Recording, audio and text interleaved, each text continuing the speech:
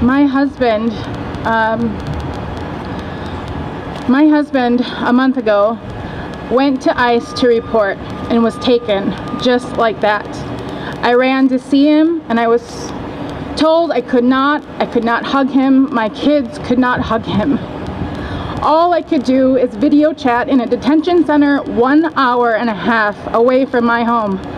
Video chat. Then suddenly out of nowhere, my husband called to let us know that he was being shipped to California. The transfer process for him is horrid, as well as for the families affected. He first stopped in Louisiana, crammed in holding cells for hours with 100 people. Then off again to Florence, Arizona, this time 200 people. No food, shower for hours. 200 people piled on each other, sleeping on cement floors with sick individuals that get no treatment. Infection spread to the 200 people. My husband got sick and was not cared for by a doctor. Another man broke out in a seizure from the infection that spread like wildfire.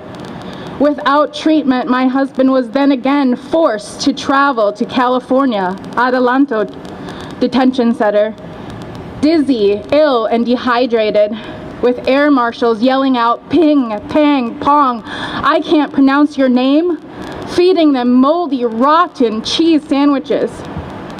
A man who has provided for me, our 5 children, and 2 elderly parents, treated in the most inhumane way.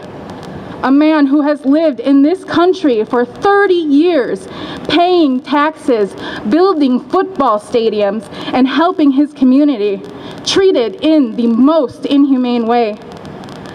My husband checked into California, sick with a stomach ache and skyrocketed blood pressure. Intake said they would put him on a list to be seen by a doctor. It's been over a week and still no visit. He will soon be transferred again, and I will not know where he goes until I get that phone call. This is why DHS should cut private contracts. Billions of dollars is getting shoveled into these contracts to treat people this horribly. My husband was taken just a month ago, and this is what he has experienced so far. But this is not the only problem. Immigration is also the problem. Immigration wants to deport my husband to a country that he has never been to. Immigration wants to deport victims of a U.S.-inflicted war. They have created these repatriation agreements that have already sent 500 refugee children of the Southeast Asian conflict to Cambodia, a country they do not know, a country that their parents fled.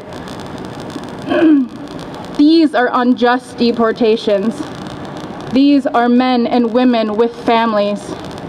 He is my husband, a father of 5 children. He needs to be home with us. End these private contracts and help get my family, my husband back.